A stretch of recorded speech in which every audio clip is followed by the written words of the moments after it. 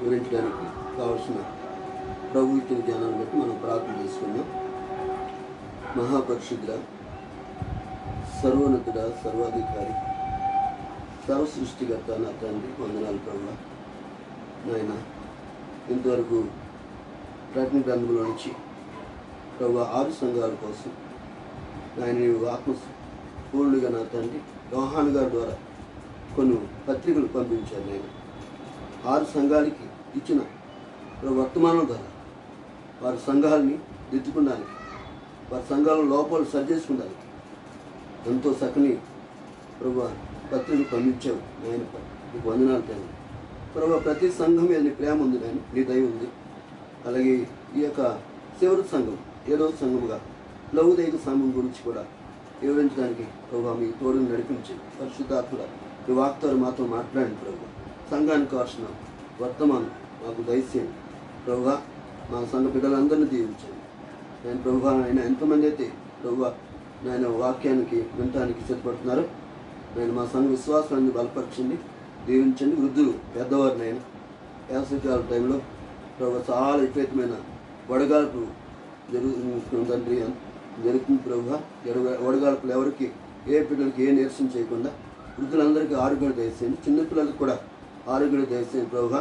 ఈ corona virus వలన ప్రపంచ దేశాలన్నీ కూడా ఎంతో ఆందోళనతో తండ్రి ప్రభు, నెమ్మది లేక ప్రభు, విశ్రాంతి లేక ఎంతగానో భయాందోళనతో ఉన్న యొక్క దేశము, ప్రపంచ దేశాలన్నీ కూడా ఆయన ఎంతగానో ఉన్నాయి ప్రభు. నా తండ్రి సమయంలో మా యొక్క సంఘము కూడా తండ్రి బయట ప్రభు ఆలయంలో ఆరాధన జరగకుండా బయటే ప్రభు ఉన్నది. నేను నీ చిత్తమైతే త్వరగా నీ ప్రభుత్వం అధికారుల ద్వారా ప్రభు మంచి మనసుతో మన తిరిగి మందిరాల్లో ప్రార్థన పెట్టుకునే భాగ్యం నాకు అందరికీ దయచేసి ఈ సమయంలో నీ వాక్తో మాతో మాట్లాడండి ప్రభు. నేను ప్రతి విషయంలో మీరే ఉండి ప్రతి మాట ప్రభు నీ నోట పలకండి. వాక్యం ద్వారా మాతో మాట్లాడండి ప్రభు. నాతో సంఘంతో అందరితో మాట్లాడి మహిమ పొందుకోండి. యేసు పరిశుద్ధ నామములో మిక్కిలి బ్రతిమలు వేడుకొనుచున్నాం పరమ తండ్రి, ఆమేన్. హల్లెలూయా. ప్రియులారా, ఈరోజు ప్రకటన గ్రంథంలో నుంచి మరి కొన్ని వారాల నుంచి మనం 7 సంఘాల గురించి మనం వింటున్నాం. 6 సంఘాలు మనం వాక్యం ద్వారా ప్రభువారు సంఘాలతో మాట్లాడారు. అలాగే ఈరోజు చివరి సంఘం, మరి సంఘాల్లో 7వ సంఘం లౌదైక సంఘం. లౌదైక సంఘం అనగా దాని యొక్క అర్థం శీతోష్ణ చితి, అంటే నిలువెచ్చిన జీవితం. శీతోష్ణ చితి అంటే నిలువెచ్చిన జీవితం ఆ సంఘానికి ఉందని అర్థం. ఇక్కడ లేఖనంలో మనం ప్రకటన గ్రంథం 3వ అధ్యాయం 14లో ఇలాగా లౌదైక సంఘమును పట్టణం గురించి కొన్ని విషయాలు చరిత్ర గురించి మనం విన్నాం. లౌదైక సంఘం ఈ పేరు గల పట్టణం చిన్నాసియాలో పశ్చిమ ప్రదేశం ప్రవాసించు లైకస్సం చిన్న ఏటి యొడ్డున కట్టబడింది. క్రీస్తుకు ముందు 3వ శతాబ్దం నందు 2వ అంత్యోక్స అను మహారాజు వలన స్థాపించబడింది. లౌదైక ఎపిస్ పట్టణములకు యూఫ్రత నది యొద్దకు రోమీలు వేసిన రాజ్యమార్గంలో ఇది కట్టబడి ఉన్నది. ఈ పట్టణం ఎపిసి పట్టణం దగ్గరలోనే యూఫ్రత నది యొడ్డున ఈ రోమీలు వారు రాజమార్గంలో ఈ యొక్క పట్టణం కట్టబడినదని మనకు తెలియజేస్తుంది. తర్వాత ఈ పట్టణం నివాసులు స్థితిగలవారు, భాగ్యవంతుడు, ధనవంతుడు. అయితే ఈ పట్టణం గ్రీకు ప్రాంతం, గ్రీకు దేశం, ఆ గ్రీకు ప్రభుత్వంలో ఉన్నప్పుడు అంతగా అభివృద్ధిలోకి రాలేదని, తర్వాత రోమియోలు ఆ యొక్క పట్టణాన్ని ఆక్రమించిన తర్వాత అది స్థితిగల పట్టణం, గొప్ప స్థితిగల పట్టణం, అంటే మరి గొప్ప ధనవంతులుగా ఆ పట్టణాన్ని గౌరవిస్తున్నారు. ఇక్కడ లౌదైక పట్టణం 2 విషయాల్లో మనకి ప్రసిద్ధికి ఎక్కింది.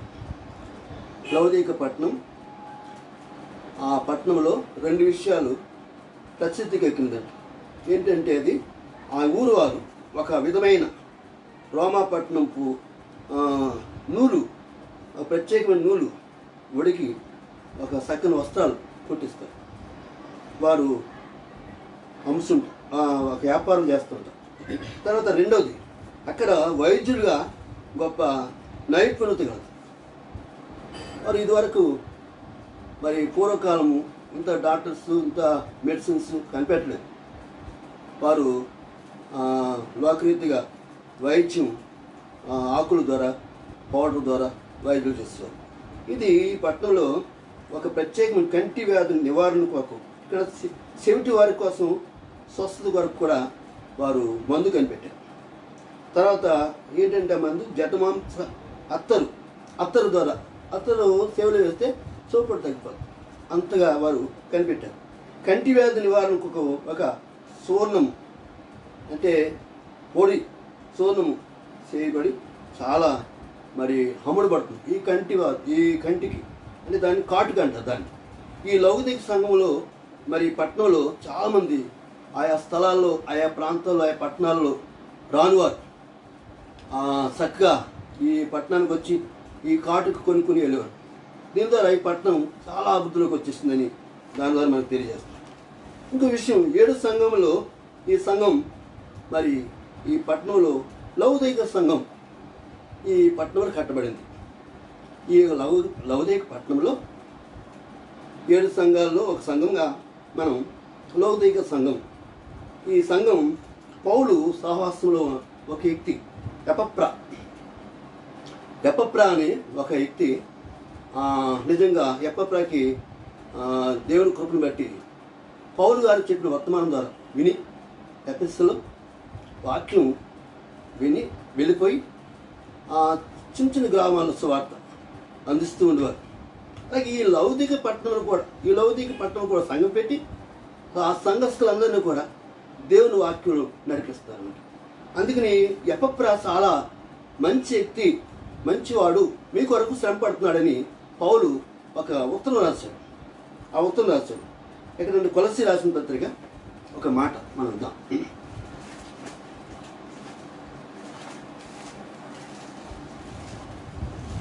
3వ అధ్యాయం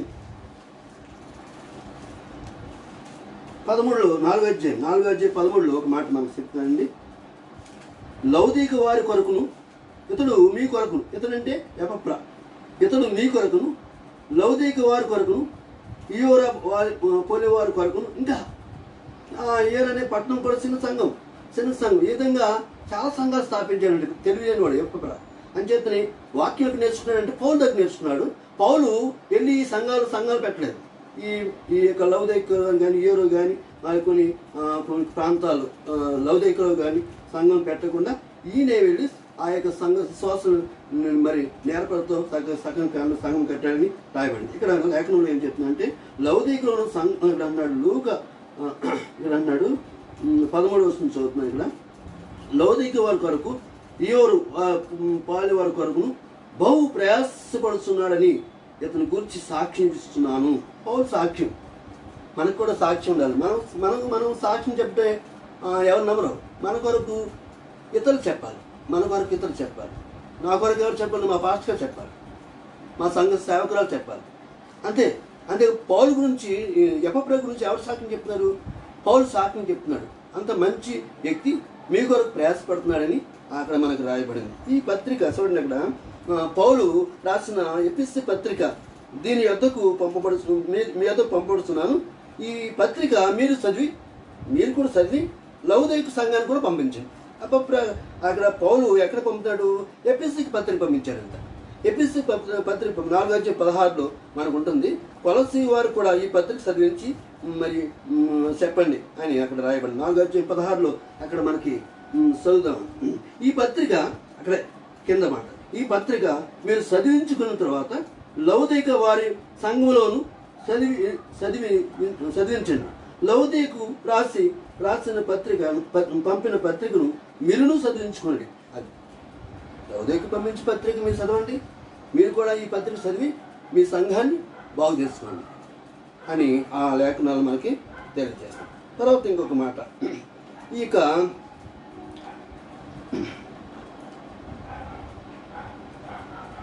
కొలస్సీ పత్రికను చదువువాడిని తర్వాత నీ కూడా చదువుకోండి. క్రీస్తు శకం 60వ సంవత్సరమున మరి ఆ పట్టణంలో, ఆ లౌకిక పట్టణంలో, ఆ సంఘం పట్టణంలో గొప్ప భూకంపం కలిగిందండి. భూకంపం కలిగినప్పుడు ఆ పట్టణం శిథిలమైపోయింది. ఆ పట్టణం ఏమైపోయింది? శిథిలమైపోయింది. అయినప్పటికీ మరి త్వరత వారు డబ్బున్నవారు కాబట్టి, ధనవంతువారు కాబట్టి మళ్ళా తిరిగి వారు మరి కాపురస్తులు, లౌకిక సంఘ కాపురస్తులు దాన్ని మళ్ళీ తిరిగి కట్టిరి అని రావాలి. తర్వాత ఆ యొక్క పట్టణాన్ని మహమ్మదీయులు ఆక్రమించటం, తర్వాత ఆ యొక్క పట్టణం చాలా వరకు మరి హెచ్చించబడలేదని ఆ వాక్యం ద్వారా మనకు తెలియజేస్తారు. అంటే ఈ లౌకిక సంఘంలో ఉన్న లౌకిక పట్టణం సంఘం లౌకిక పట్టణం సంఘం లౌకిక సంఘం అని ఈ పట్టణం కొంత రోజులకి ఏమైపోయింది? శిథిలం అయిపోయింది, పాడైపోయింది అనేది ఈ విషయం మనం కొన్ని విషయాలు చరిత్ర. ఇది లౌకిక పట్టణం, ఆ యొక్క లౌకిక సంఘం ఎవరు స్థాపించారు, లౌకిక సంఘంలో ఎవరు వాక్యం, ఎవరు కాపరి అని ఆ ముఖ్య విషయాలు మనకి ఇంతవరకు తెలియజేసాం. ఇక్కడ మనం పాఠానికి వచ్చేద్దాం. ప్రకటన గ్రంథం 3వ అధ్యాయం 14లో ఒక మాట మనకు తెలవిస్తున్నారు పరిశుద్ధాత్మ దేవుడు. ప్రకటన గ్రంథం 3వ అధ్యాయం 14లో ఒక వాక్యం మనకి తెలియజేస్తుంది. లౌకికలో ఉన్న సంఘపు దూతకు ఇలాగు రాయి. లౌకికలో ఉన్న సంఘపు దూతకు అంటే ఆ లఘుదైక సంఘం ఎవరైతే మరి చూస్తున్నారో ఆ యొక్క పాస్టర్ గారికి దూతను రాయండి అని రాయిస్తుంది. ఆమేనని వాడును, ఆ వాక్యంలో ఆమేనని వాడును నమ్మకమైన సత్యసాక్షి, దేవుని దృష్టికి ఆది అయిన ఉన్నవాడును చెప్పు సంగతులు ఏమనగా. ఎంత చక్కగా ఈ తను తాను పరిచయం చేసుకున్నాడు యేసుప్రభువు వారు.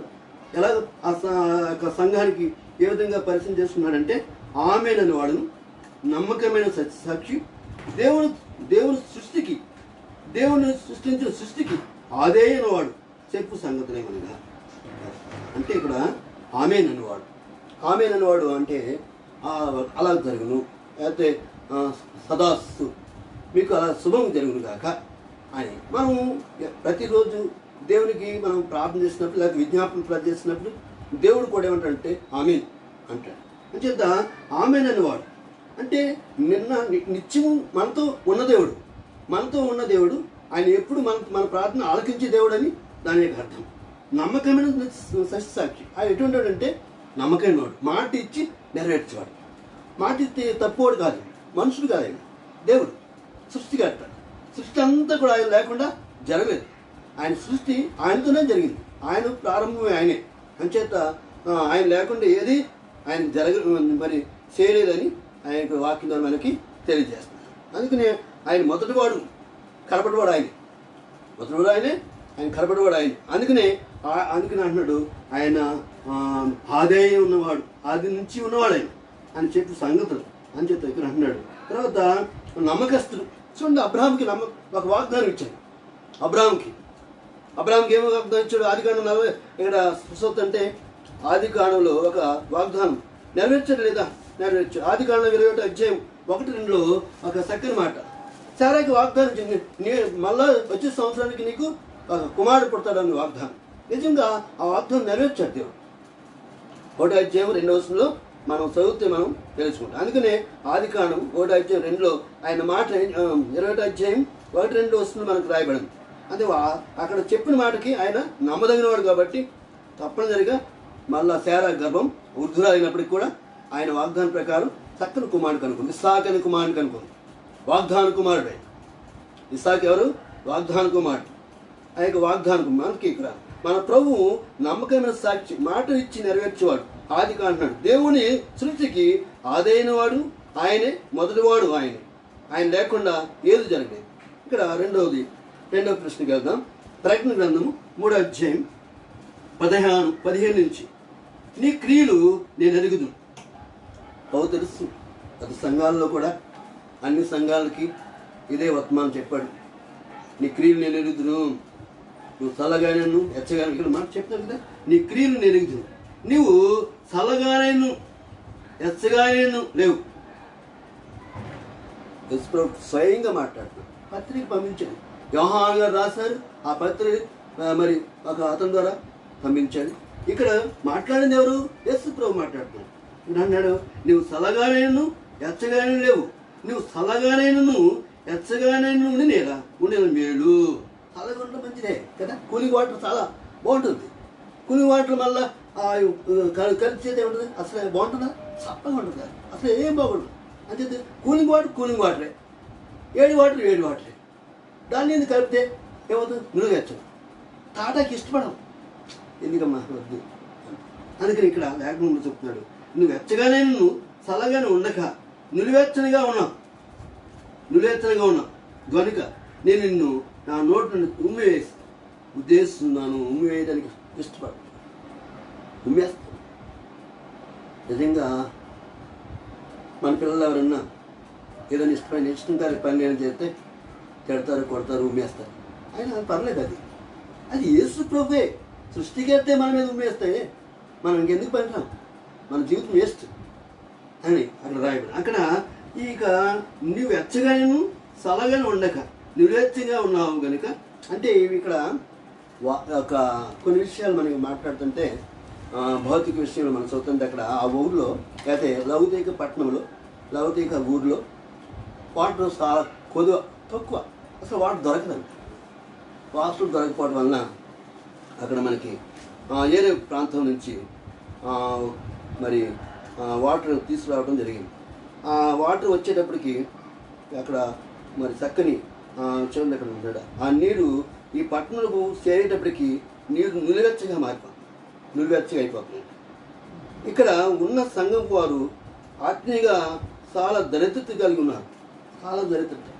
అసలు వాటర్ లేదు, వాటర్ తాగటానికి లేదు. అన్నీ ఉన్నాయి, సంపద ఉంది, అన్నీ ఉన్నాయి, తాగటానికి నీళ్ళు లేవు.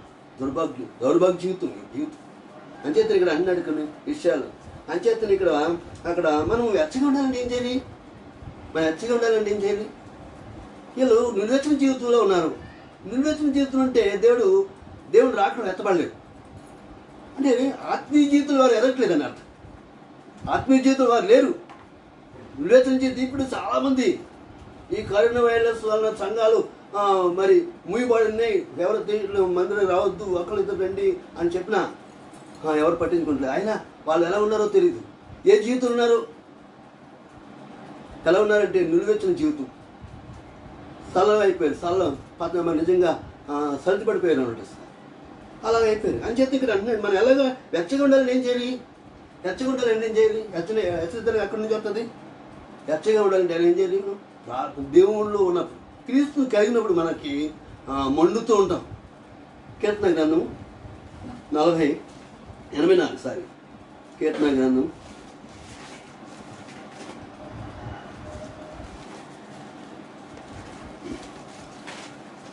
84 అధ్యాయం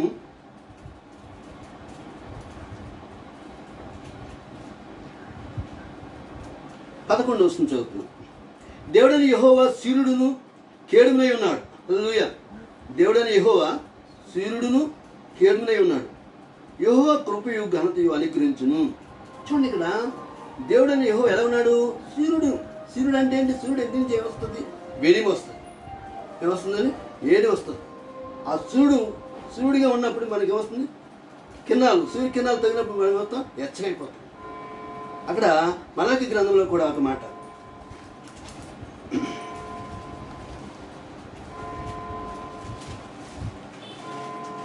మలాకి గ్రంథము 4వ అధ్యాయంలో 2వ వచనం చదువుతున్నానండి. అయితే నా నామముందు భయభక్తుల వారు మీకు నీతి చూడు ఉదయించును. మనం దేవుని భయభక్తులు ఉంటే మనలో ఎవరు ఉంటారు? నీతి చూడు ఉన్నప్పుడు మనం చల్లగా ఉంటామా?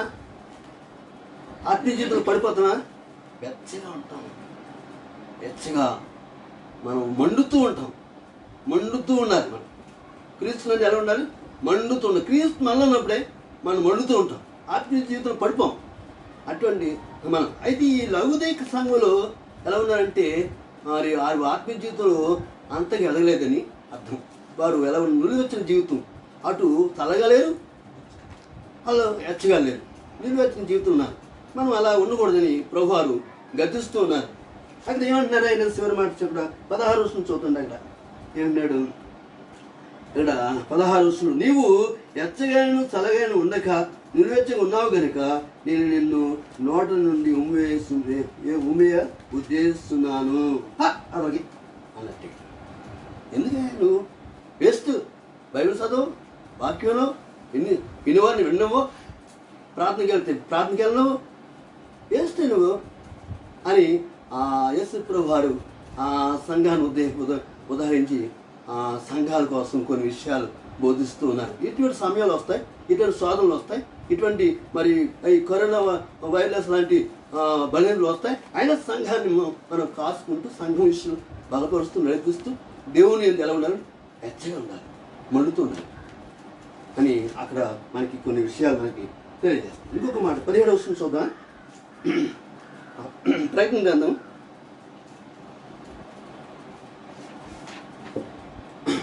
3వ అధ్యాయం 17లో ఇక్కడ ఏమంటున్నాడంటే యేసుప్రభు వారు స్వయంగా వాళ్ళని ఏమంటున్నాడంటే చాలా నిందిస్తున్నాడు, చాలా గర్దిస్తున్నాడు.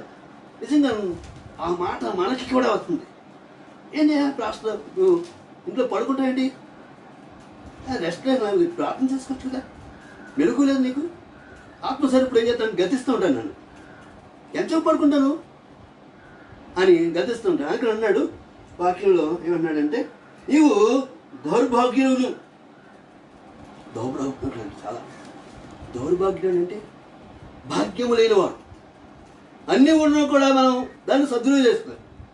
సంఘం ఉంది, అన్నీ ఉన్నాయి, సంఘానికి వెళ్ళకపోతే చాలా అంటే దౌర్భాగ్యులను, దిక్కుమాలివాడును, దరిద్రుడును, గుడ్డివాడును, దిగంబరుడు అయి ఉన్నామని ఎరుగక. అంటే బట్టలు లేనివాడు కూడా, బట్టలు లేకపోయినా బట్టలు ఉన్నట్టుగా నటించారు. అలా ఇక్కడ లేఖనం చూడండి, ఒక్కొక్కటి మనం ఉదరించుకుందాం. ఇక్కడ లేఖనంలో మనం ముందుకు వెళ్తున్నాం. ఇక్కడ దిగంబరుడుగా, దౌర్భాగ్యుడు. దౌర్భాగ్యం అంటే భాగ్యం లేనివాడు, భాగ్యం లేనివాడు. ఇక్కడ రోమాపత్రిక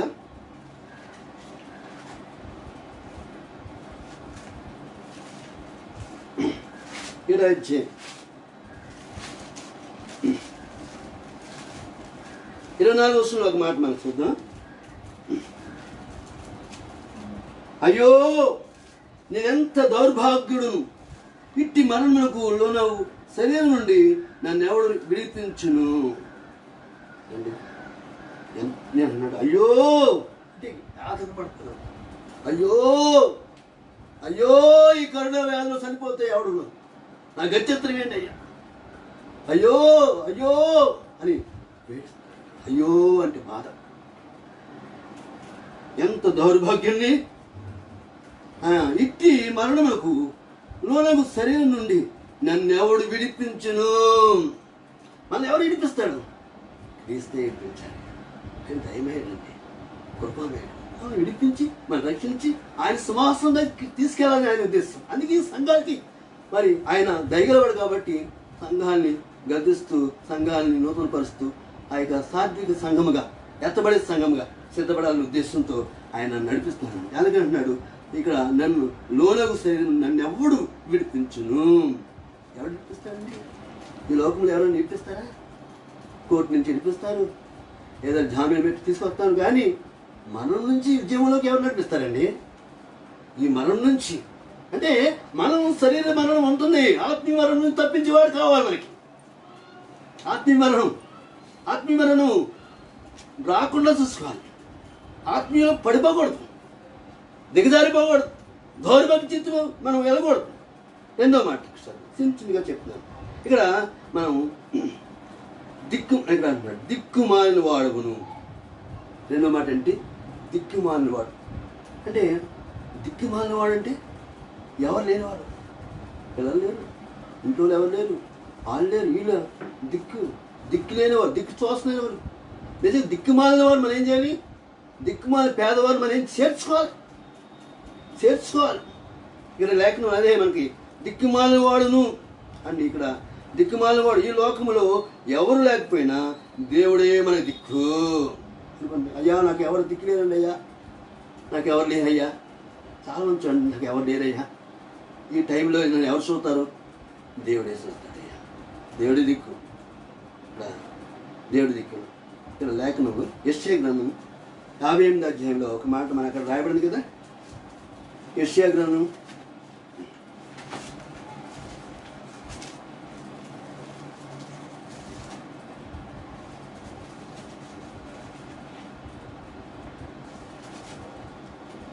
58 8వ వచనం రాయబడింది కదా. ఇక్కడ చిన్న మాట నేను చెప్పింది ఇందాక,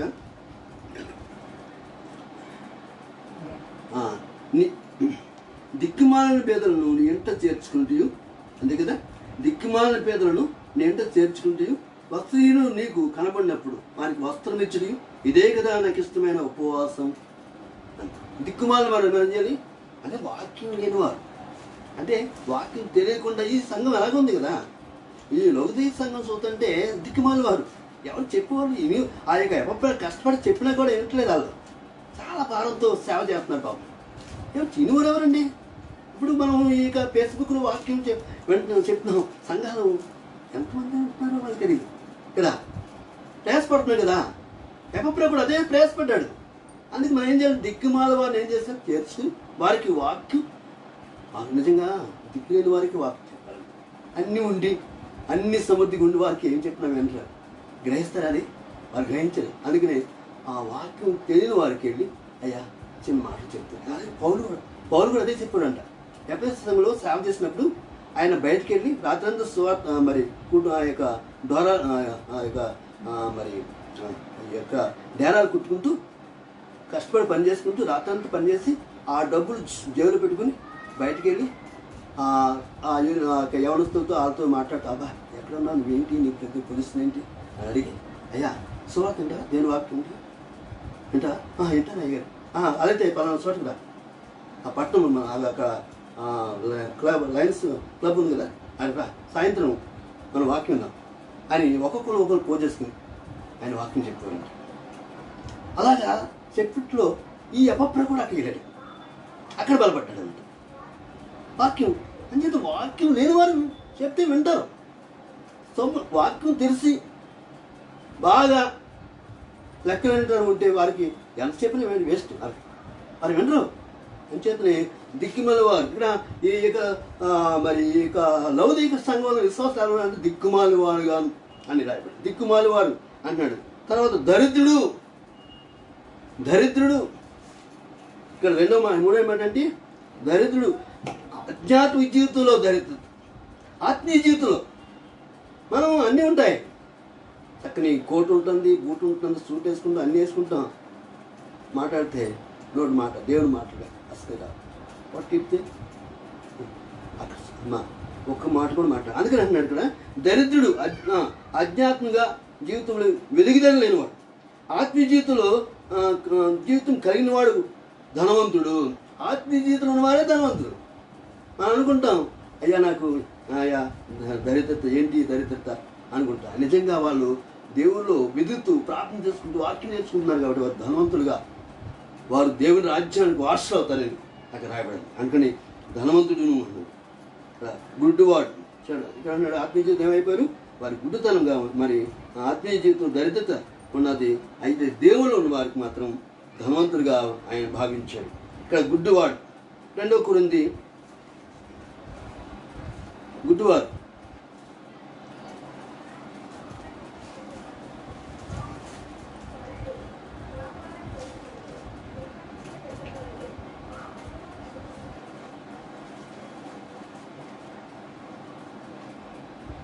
నాలుగో అధ్యాయం 4వ రాయబడింది కదా, దేవుని స్వరూపైన క్రీస్తు మహిమ కనపరుచు సువార్త ప్రకాశం వారికి ప్రకాశించుకు నిమిత్తం ఈ యుగ సంబంధమైన దేవత అవిశ్వాసమైన వారి మనోనేత్రం ఏం చేస్తుంది, గుడ్డుతనం అంటే కళ్ళుండి కూడా, అంతే కదా అర్థం, కళ్ళుండి కూడా వాక్యం చదవరు. బాగా నా ఏంటి వయసు మీరు అయితే కొన్ని సూపర్ మంది వస్తుంది, సైట్ వస్తుంది, వాక్యం చదవలేము. అయితే కళ్ళుండి కూడా వాక్యం చదవలేదు. ఏమంటారు గుడ్డుహోలు ఇంకా నిలుగుతూనే ఉంటారు, భూమి మీద ఇంకా నిలుగుతూనే ఉన్నారు, యేసుప్రభు ఇంకా నిలుగుతూనే ఉన్నారు. వాళ్ళకి గుడ్డుతనం. అసలు యేసుప్రభు వచ్చేసాడు, వెళ్ళిపోయాడు, మనం తిరిగి రాబోతున్నాడు, ఆయన వస్తారంటారు వాళ్ళు. అది ఏంటండి గుడ్డుతనం వాళ్ళకి. దానికి వాక్యం అన్నీ అన్నాడు, దేవుని స్వరూపై ఉన్న క్రీస్తు మహిమ కనపరుచు స్వార్థ ప్రకాశం వారికి ప్రకాశింపకుండా, అంటే దేవుని వాక్యం వారికి దొరకట్లేదు, ప్రకాశింపకుండా నిమిత్తము ఈ యుగ సంబంధమైన దేవత. ఈ యుగ సంబంధమైన దేవత ఏం చేస్తుంది, గుడ్డను కలిగేస్తుంది. అంటే ఈ యుగ సంబంధమైన దేవత ఏం చేస్తుందంటే అవిశ్వాసమైన వారి మనోనేత్రులకు మా అవిశ్వాసులైన వారి మనోన్నతులకు ఏమవుతుంది? గుడ్డుతనం కలుగు చేస్తుంది. అంధకారం నుండి వెలుగు ప్రకాశించుగాక అని పలికిన దేవుడే తన మహిమను గురించి జ్ఞానము యేసుక్రీస్తు వెల్లడిపరచుటకు మన హృదయంలో ప్రకాశించును. క్రీస్తుని కలిగిన వారు ఏమంటారు? ప్రకాశిస్తుంటారు, దేవుళ్ళలో వెదుగుతుంటారని ఆయన వాక్యంలో మనకి తెలియజేస్తుంది. ఇప్పుడు ఒక వాక్యం మనం చదువుకుందాం. ప్రకటన గ్రంథం 16వ అధ్యాయం 16వ వచనం.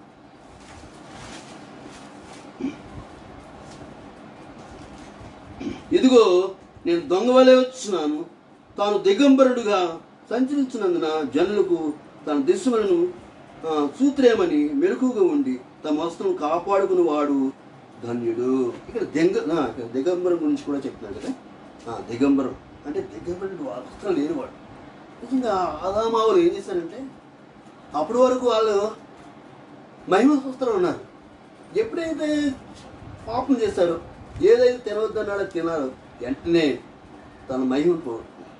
తనకు కలిగిన వస్త్రాలు ఏమైపోయినాయి? పోయినాయి. మహిమ పోగొట్టుకున్నారు. అప్పుడు ఏమైపోయారు? వాళ్ళ జీవితం ఏమనుకున్నా, అయ్యో దిగంబరం అయిపోయినాయి అని సాటం కాదు. దిగంబరత్వం ఏంటంటే అలా అంచేతను ఇక్కడ దిగంబరుడు పాపంలో జీవించే వారికి ఏమి తెలియదు కదా. పాపంలో జీవించే వారికి ఏం తెలియదు. అరే తప్పురా అంటే ఏం చెప్పాలో పర్లేదు, అది తప్పే చేస్తున్నారు, కానీ తప్పుగా వాళ్ళు భావించుకుంటారు, మంచిగా చేస్తాం అనుకుంటారు. అలా ఎటువంటి వాళ్ళు అసలు దిగంబరత్వం గలవారు. ఎటువంటి వారమ్మా? దిగంబరత్వం గలవారు. అక్కడ మనకి రాయబడించారు. ఇంకా ప్రకటన గ్రంథము 3వ అధ్యాయానికి వచ్చేస్తుంది.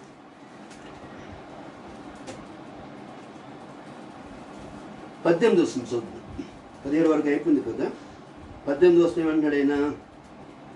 నీవు ప్రకటన గ్రంథం 3వ అధ్యాయం 18వ వచనం, నీవు ధనుర్ధి చేసుకున్నట్లు అగ్నిలో పుట వేయబడిన బంగారమును, హల్లెలూయా, నీవు ధనవృద్ధి చేసుకున్నట్లు.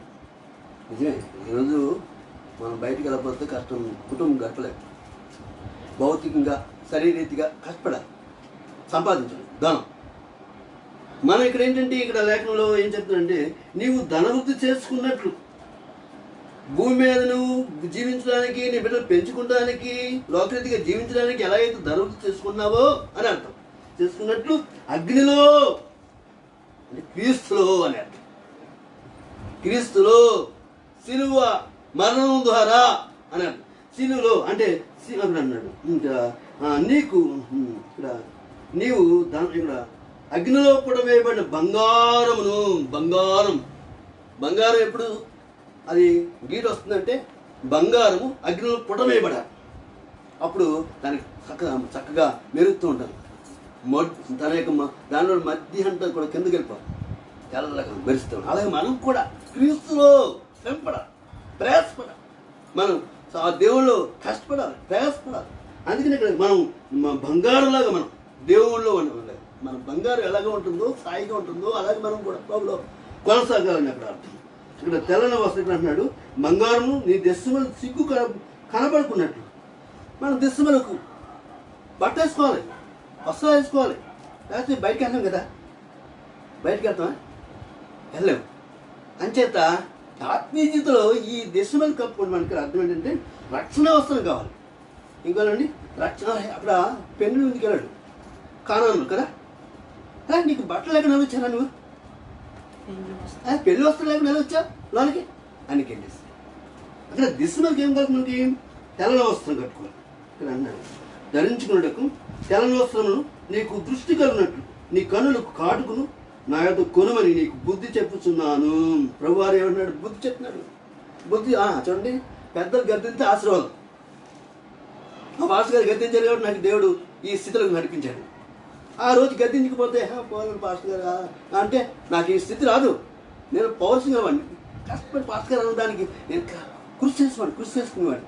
అని చేత కష్టపడాలి. ఇక్కడ అంటున్నాడు, నీకు దృష్టి కలిగినట్లు, నీకు దృష్టి కలిగినట్లు ఏం చేయాలి? నీ కన్నులకు కాటుకును మా యొక్క కొనుమని నీకు బుద్ధి చెప్పుచున్నాను. ఆయన దగ్గర ఏమన్నా కాటుక నిజం చెప్పాను కదా. ఈ లౌకిక సంఘంలో సోనమని పొడి అమ్ముతారు.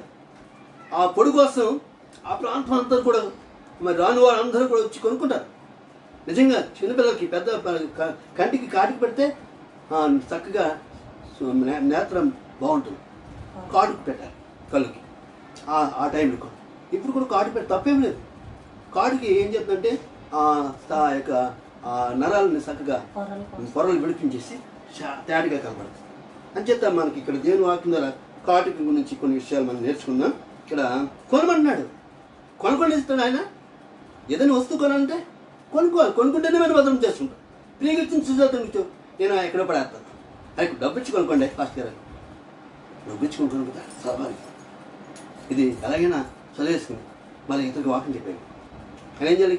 డబ్బు ఇచ్చి కొనాలి కాబట్టి దాన్ని విలువ కొడతాడు అన్నాడు. అని అన్నాడు. యెషయా గ్రంథం 55 అధ్యాయంలో మనకి తెలియజేస్తుంది. ఏం కొన్నాడు అక్కడ? డబ్బు కొన వాళ్ళ నెలతకు రండి అంటుంది కదా. యెషయా గ్రంథం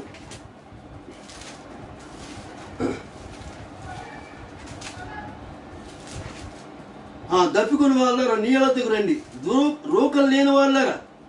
రోకలు అంటే డబ్బులు లేని వారు మీరు వచ్చి కొని భోజనం చేయండి. ఏం చేయాలి? కొనాలి. కొని ఏం చేయాలి? భోజనం చేయండి. రండి, రోకలు లేకపోయినను ఏమి వేకయే ద్రాక్షరసము పాలను కొనడి. అంచేత కొనకూడదు, కొనాలండి. ఇది కొంటే వస్తుంది. అంటే కొనటం అంటే మనం మన సమయాన్ని అంతా కూడా దేవుని కోసం ఖర్చు పెట్టాలి. డబ్బు ఖర్చు పెట్టాలి, సమయం ఖర్చు పెట్టాలి. ఆ యొక్క దేవుని దగ్గర అది తప్పనిసరి మనం పొందుకోవాలి. దానికే ప్రయాసపడమంటున్నాడు. అంటున్నాడు. మరి ధనికుడు సిగ్గు కనబడుకున్నట్లు వస్త్రం దిశమలకు సిగ్గు కనబడుకున్నట్లు ధరించుకున్నట్టు తెల్లని వస్త్రములను నీకు దృష్టి కలిగినట్లు నీ కన్నులకు కాటుకును నా యొక్క కొనమని నీకు బుద్ధి చెప్తున్నాను. అంచేత ఆయన బుద్ధి చెప్తున్నాను కాబట్టి కొనుక్కుంటే దేవుడు మనకి ఇస్తాడు. దానివల్ల మనకి మేలు చేస్తాడు. కీర్తన గ్రంథం 119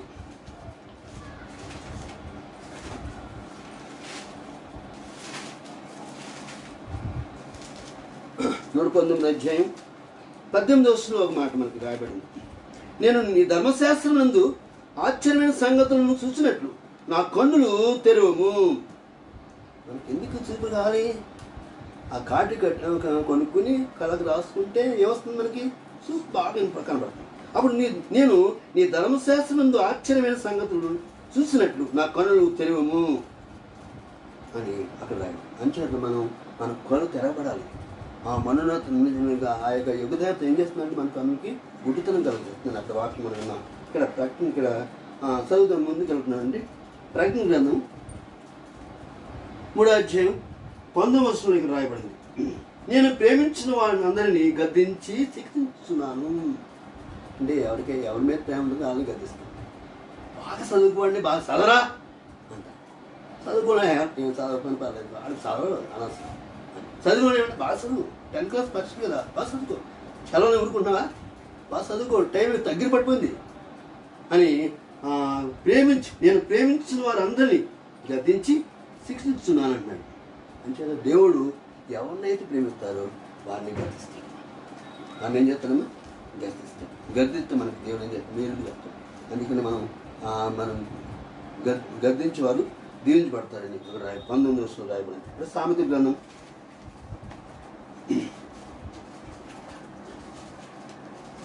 3వ అధ్యాయం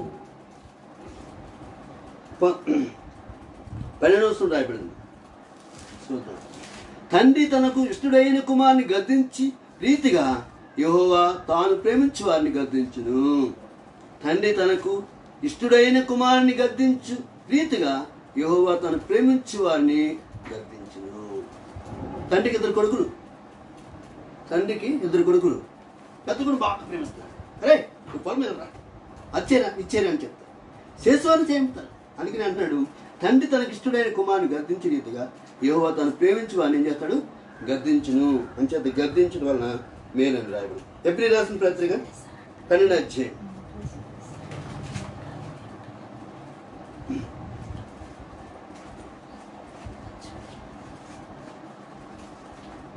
12వ అధ్యాయం ఏముందంటే 5-6 వచనం చదువుతున్నానండి. నా కుమారుడా, ప్రభు శిక్షను తృణీకరించకము. తిరస్కరించకూడదు. తండ్రి చెప్పిన వినాలి. ఆర్డర్స్ ఒబే చేయాలండి. అది ఆర్డర్స్ ఒబే చేయాలి. ప్రభుత్వం ఇచ్చిన ఆర్డర్స్ మనం ఉపేక్షిస్తాం. చాలా మెచ్చుకుంటున్నాను. అందుకని నా కుమారుడా, ప్రభువు శిక్షను తృణీకరించుము, ఆయన నిన్ను గద్దించినప్పుడు విసుక్కూడదండి. మరి ఏం చెప్తాను? యెహోషువ చూడండి, మరి మోషే చెప్పినట్టు విన్నాడు కాబట్టి నాయకుడు అయ్యాడు. కాలేబు చూడండి, కాలేబు కూడా యెహోషువ చెప్పినట్టు విన్నాడు కాబట్టి నాయకుడు అయ్యాడు. అందుకని మనం కూడా పెద్దవారు చెప్పినట్టు వింటే మనం దీవించబడతామని అక్కడ రాయబడింది. అందుకు విసుక్కూడదు. రోమాపత్రిక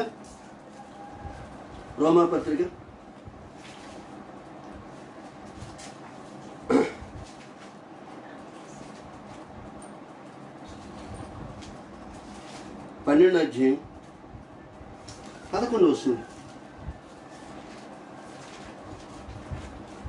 12వ అధ్యాయం 11వ వచనంలో రాయబడింది.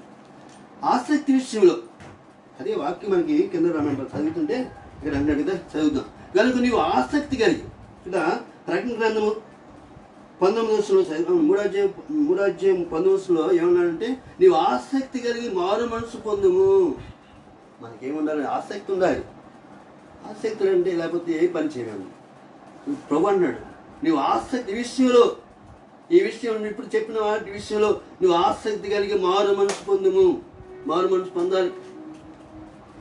మారు మనసు పొందాడు దావీదు. ఒక్కసారి తప్పు చేసి మళ్ళా ఏంటి? మారు మనసు పొందాడు. మళ్ళా పోగొట్టుకున్న ఆత్మ మళ్ళా తిరిగి పొందుకున్నాడు. ఆసక్తి ఉండాలి మనకి. ఆసక్తి లేకపోతే ఏ పని చేయలేమండి. ఆసక్తి అనేది ఉండాలి. ఇక్కడ అన్నాడు 12వ అధ్యాయం 11 రోమిల రాసిన పత్రిక 12వ అధ్యాయం 11లో ఏమన్నాడు? ఆసక్తి విషయంలో మాంచులు కాక అంటే సమాధానం కలదు కాక ఆత్మయందు తీవ్రత గలవారే. అది ఆత్మయందు ఎలా ఉండాలంటే, ఇలా లౌకిక సంఘస్థులు ఆత్మీయత లేదు కాబట్టి మరీ గట్టిగా చెప్తున్నాడు అనమాట. ఆత్మీయ విషయం మీరు పడిపోయారా, మీరు మంచివారు కాదు, నీకు నిజంగా ఆత్మీయత అంటే తెలియనిది మీకు అని చెప్పి ఇక్కడ అంటున్నాడు. ఆత్మీయందు ఎలా ఉండాలంటే తీవ్రత గలవారే. ప్రభువుని సేవించండి. ప్రభువుని మీరు ఆరాధన చేసుకోండి. ఈ ఆదివారం ఆరాధన మనం రావాలి, అందుకని ఆరాధన చేసుకోండి అని అక్కడ మనకి పౌలు భక్తులు రోమీయులకి రాస్తూ మనకి ఈ సంఘాన్ని కూడా కొన్ని విషయాలు మనకి తెలియజేస్తున్నారు. ముందుకెళ్తున్నానండి. ప్రకటన గ్రంథం 3వ అధ్యాయం 20వ వచనంలో ఏమంటున్నాడు? ఇదిగో నేను తలుపునద్ద నిలిచి ఉండి తట్టుస్తున్నాను. హల్లెలూయా! ఎంత మంచి దేవుడండి. ఎన్ని ఎంత లేజీగా ఉన్నా రండిరా తట్టుతున్నాడు. తలుపు తట్టుతున్నాడు. పాప తలుపు దగ్గర తట్టుతున్నాడు, కానీ తోసుకుని వెళ్ళిపోలేదు. ప్రభావం తోసుకుని వెళ్ళలేదు. నీవు అంగీకరిస్తేనే వస్తాడు. మనకి నువ్వు రిక్వెస్ట్ అయితే రండి ప్రభా అంటే వస్తాడు. జక్కే పిలుచుకున్నాడు, రారా వచ్చేసాడు. అక్కడ అన్నాడు తలుపు వద్ద నిలుచుండి తట్టుస్తున్నాను. ఎవడైనాను అంటే ఇక్కడ మతం లేదు, కులం లేదు, అందరూ ఒక క్రైస్తవులే కాదండి, అందరూ కూడా ప్రభునికి ఎవడైనాను నా స్వరం విని తలుపు తీసినాడా నేను అతని యొద్దకు వచ్చి అతనితో నాతో కూడా అతను భోజనం చేయదు. హల్లెలూయా! ఎంత మంచి మాట అండి. భోజనం చేస్తాం. ఒక రోజుని యేసు ప్రభు శిష్యులు ప్రభువారు అరే మార్కెట్కి వెళ్ళి భోజనం సరుకులు తెచ్చుకుంటే భోజనం వచ్చిందని, అయితే మీరు రారంటే నాకు ఏదో భోజనం ఉందండి అని చెప్పి అక్కడ వాక్యం ఉంది. ఒకసారి అక్కడ యోహాను సువార్త మనకు చెప్తాడు. యోహాను సువార్త 4:30 చిన్న మాట చదువుకున్నామండి. యోహాను సువార్త 4:30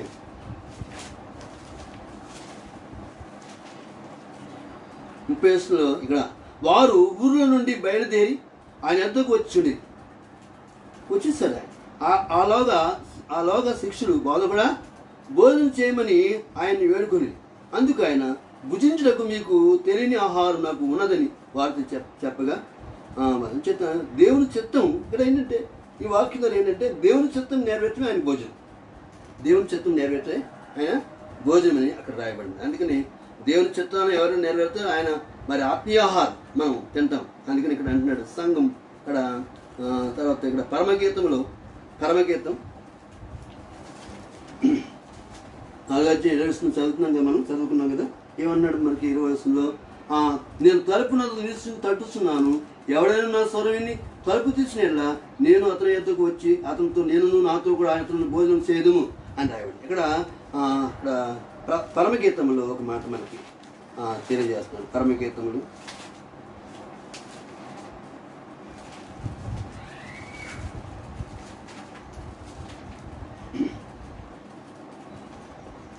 5వ అధ్యాయం 6వ వచనంలో,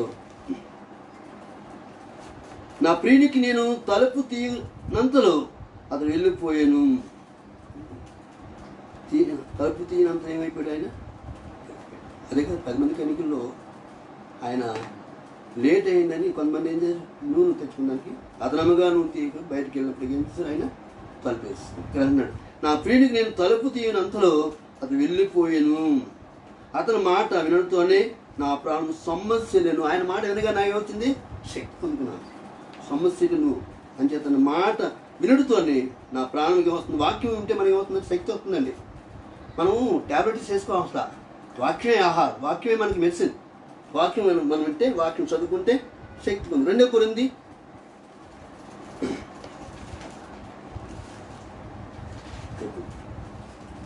కొరింథీ 6వ అధ్యాయం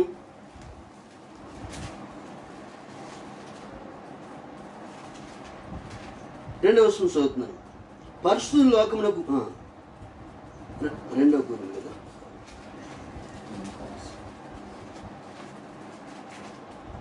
2వ వచనం, అనుకూల సమయమందు నీ మొర ఆలకించుతిని, రక్షణ దినమందు నిన్ను ఆదుకుంటుని అని ఆయన చెప్పుచున్నాడు కదా.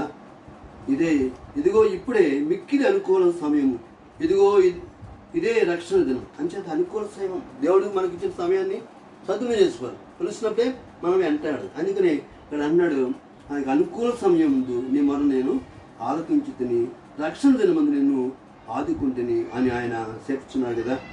ఇదిగో ఇప్పుడే మిక్కిలి అనుకూల సమయము, ఇదే రక్షణ దినము, ఇదే రక్షణ దినము.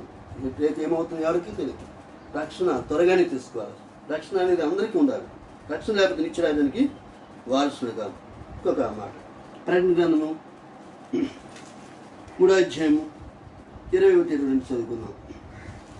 నేను జయించి నా తండ్రితో కూడా ఆయన సింహాసనం ముందు కూర్చుని ఉన్న ప్రకారం జయించేవాడిని నాతో కూడా నా సింహాసనం ముందు కూర్చునిచ్చుదును. నేను జయించి, ప్రభువారు ఈ లోకానికి వచ్చి జయించాడు, నేను జయించాను అన్నాడు.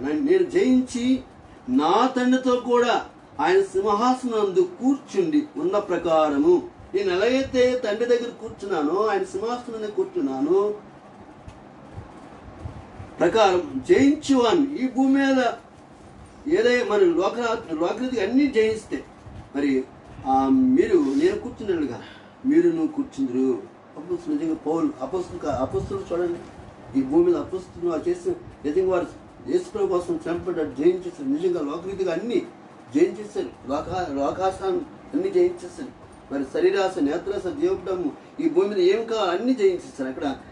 అక్కడ రాయబడి మనకి. అందుకని మనం ఏం చేయాలంటే జయించాలి. ఆమోస్ గ్రంథం ఇక్కడ అక్కడ ఏమంటున్నాడు, ఆహారం నాతో కూడా ఏమంటున్నాడు ఆయన. ఇక్కడ అందాక చెప్పాను కదా, నాతో కూడా భోజనం చేయదని ఇక్కడ అందాక చెప్పుకున్నాం కదా. ఒక్క మాట ఆమోస్ గ్రంథంలో ఒక మాట ఉందండి. ఒక మాట ఉంది కదా, వెనక్కి వెళ్తుంది. సరే ఏమనుకోవద్దు. ఆమోస్ గ్రంథం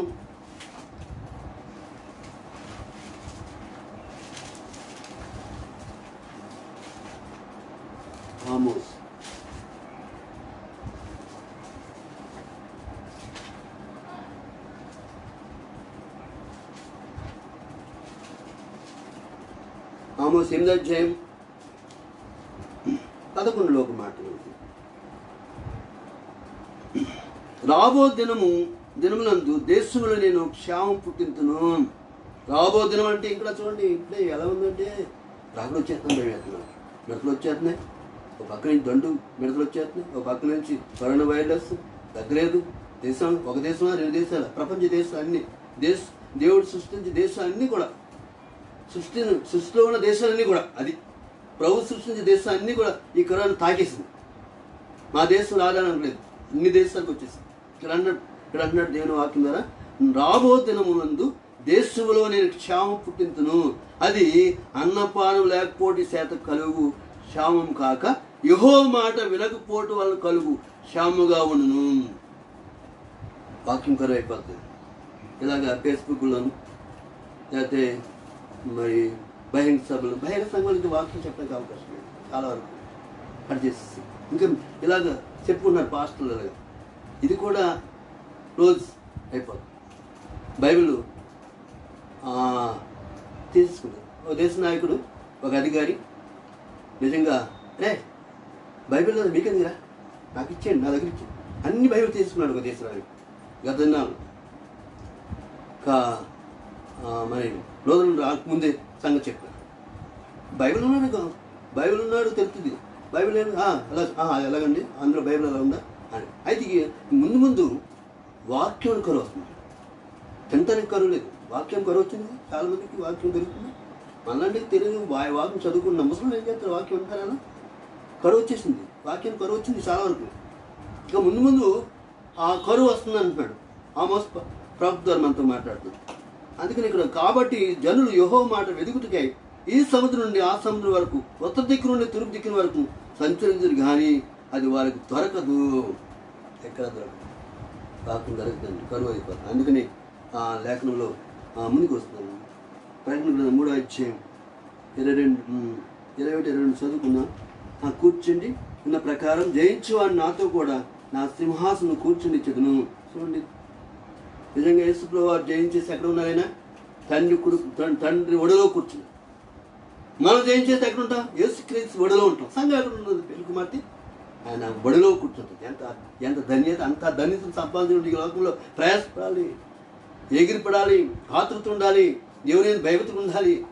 మనం అలా ఉన్నప్పుడే వెత్తబడే సంఘంలో, వధువు సంఘంలో మనం ఉంటామని దేవుని వాక్యం ద్వారా మనకి తెలియజేస్తాం. ఉండాలని అనేక సార్లు దేవుడు చాలా జాలిగలవాడు, దేవుడు ప్రేమ గలవాడు, తట్టుతూనే ఉన్నాడు, ఎన్నోసార్లు తట్టుతూనే ఉన్నాడు. చేస్తాయేమో నీకు అనుకొస్తాం అని ఆయన తట్టున ఆయన ఎవరు. ఈ వాగ్దానం పరలోకమున్న చూడండి, మనం జీవించినప్పుడు నిజంగా జీవవృక్ష ఫలం మనం భుజించాం. మనం జయించేమొస్తుంది, మనకి జీవవృక్ష ఫలం తినిస్తాం. తర్వాత జీవ కిరీటం, మనకి జీవ కిరీటం నిత్యం జీవిస్తాం మనం. అదే దాన్ని బ్లెస్సింగ్, మరి కిరీటం మనకు దేవుడు ఇస్తాడు. దానికి తర్వాత ఇంకేంటండి, మన్నాను మరుగైన మన్నా. ఇప్పుడు లోకసంబంధం మన్నా మనం అందరూ మన పితృలు తిన్నారు కదా, మరుగైన మనం అంత అంటాం. దేవుడు మరుగైన మన్నా దేవుడు మనకి ఇస్తాడంటున్నాడు. జీవితం జీవ గ్రంథమందు మన పేరు లిఖించబడుతుంది. జయించే వారికి ఇంత అర్హత, ఇంత యోగ్యత దేవుడు మనకి ఇస్తాడు. అటువంటి కృప దేవుడు మనకు అనుగ్రహిస్తాడు. నిజంగా ఈ లౌకిక సంఘంలో ఎవరు లేరంటారు, క్రీస్తు లేడు. ఈ లౌకిక సంఘంలో యేసుప్రభువు లేడంట. అన్నీ ఉన్నాయి, ఆ వాయిదాలు ఉన్నాయి, చక్కని మరి కంజీలు ఉన్నాయి, పాటలు పాడతారు, ప్రార్థన చేస్తున్నారు, అన్నీ ఉన్నాయి. కానీ క్రీస్తు చేసుకోలేదు. క్రీస్తు ఆ సంఘంలో లేడు. పెద్ద సంఘం, వేల మంది సంఘం ఉంది, కానీ క్రీస్తు లేని సంఘం. చాలామంది సంఘాల్లో క్రీస్తు ఉండలేదు. సేవకురాలు కానీ ఇక్కడ డ్యాన్స్ చేస్తూ ఉంటారు, చాలా అల్లరిగా ఉంటుంది సంఘంలో. అంటే ఎంచేత అందరూ క్రీస్తు లేడు కాబట్టి. దేవుడు ప్రేమ లేదు. క్రీస్తు నీలో ఉన్నప్పుడు, నాలో ఉన్నప్పుడు అటువంటి క్రియలు మనం చేయం. అందుకని ఆ లౌకిక సంఘం విషయంలో నిజంగా 7 సంఘాల గురించి చాలా వివరించాడు. నిజంగా లౌకిక సంఘం ఇవెందుకు అన్నట్టుగా, నీవు ఉపయోగం లేదు నీకు అంటే. నిజంగా ఈ సంఘాన్ని ఎక్కువగా ప్రేమించలేదు. అయినా మారు మనసు పొందితే మనం చేసుకుంటాం అని ఆ సంఘానికి యేసుప్రభు యోహాను ద్వారా, పద్మసిద్ధులు దీవులో ఉన్న యోహాను ద్వారా 7 పత్రికలు రాయించి సంఘాలకు పంపించి, ఈ భూమి మీద సంఘాలకు సాదృశ్యంగా ఆ సంఘాలను నిలబెట్టి, ఆ సంఘం ద్వారా దేవుడు మరి ప్రపంచంలో ఉన్న సంఘాలకి లేటర్ మన వాక్యాన్ని నేర్పిస్తాడని అని చేత మనందరం కూడా క్రీస్తుని కలిగి ఉండాలి. లౌకిక సంఘంలాగా ఉండకూడదు. నువ్వు వచ్చిన జీవితం మనం ఉండకూడదు. ఎచ్చగానే ఉండు, చల్లగానే ఉండు. నువ్వు వచ్చిన జీవితం మనం ఉండకూడదు. అందుకని దేవుడు అంటాడు, భూమి వేస్తాం జాగ్రత్త అని. దేవుడు లౌకిక సంఘాన్ని మరి గద్దిస్తూ, అలాగే ఈరోజు అలాంటి సంఘాలు ఉన్నాయేమో అని ప్రభుకి బాధ కలిగి ఈ లెటర్ రాస్తూ, దిద్దుకోండి, మారుమనసు పొందండి, రక్షణ పొందండి, ప్రభు రాకడ దగ్గర పడుతుంది, వస్తాను, త్వరగా వస్తున్నాను, మా తండ్రి పంపిస్తాడు అని ఆ లెటర్ రాస్తున్నాను అనమాట. దేవుడి కొద్దిపాటి వాక్యం ప్రభు దీవంతులు గారు అని ప్రార్థన చేసుకున్నాను.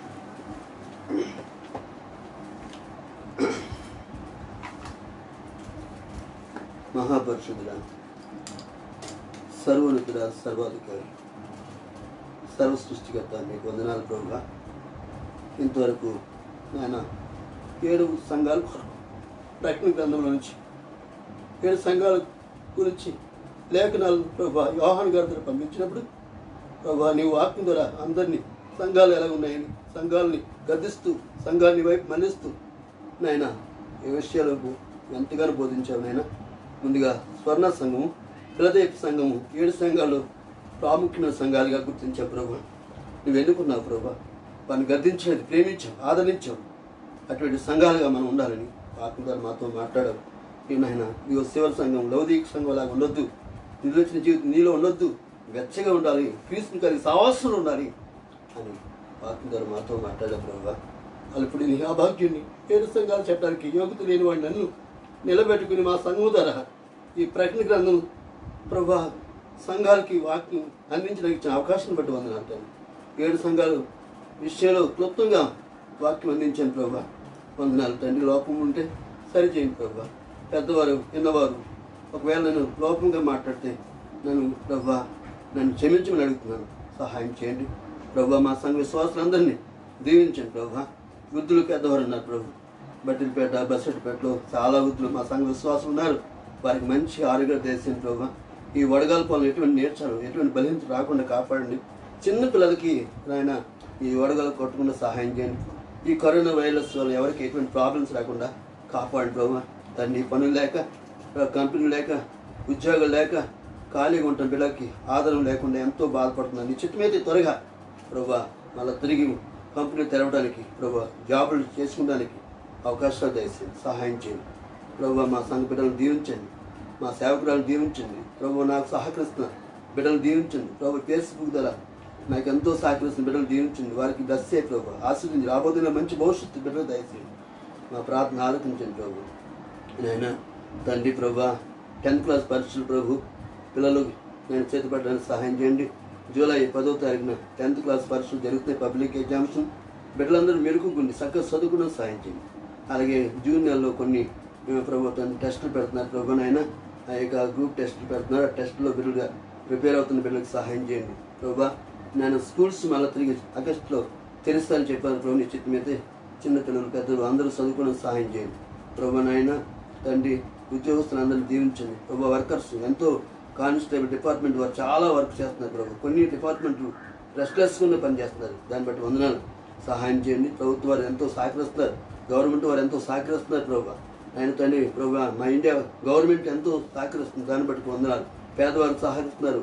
ఆయన నిత్యావసరాలు ప్రభు ఇస్తున్నారు. నేను ప్రభు ప్రతి 4 వారానికి 2 వారాలకు ఒకసారి నేను రేషన్ ఇస్తున్నారు ప్రభు. నీ బిడ్డలకి సహాయం చేయండి. బిడ్డలను దీవించి ఆస్వాదించండి. ప్రభుత్వం దీవించి ఆస్వాదించండి ప్రభు. మా ప్రార్థన ఆలకించి మా సంఘము రోజు రోజు నూతనపరచండి. సంఘ కార్యక్రమం సంఘ జరగడానికి కూడా సహాయం చేయండి. రాబో దినాల్లో మా సంఘాన్ని ఇంకా విస్తరింపజేయండి.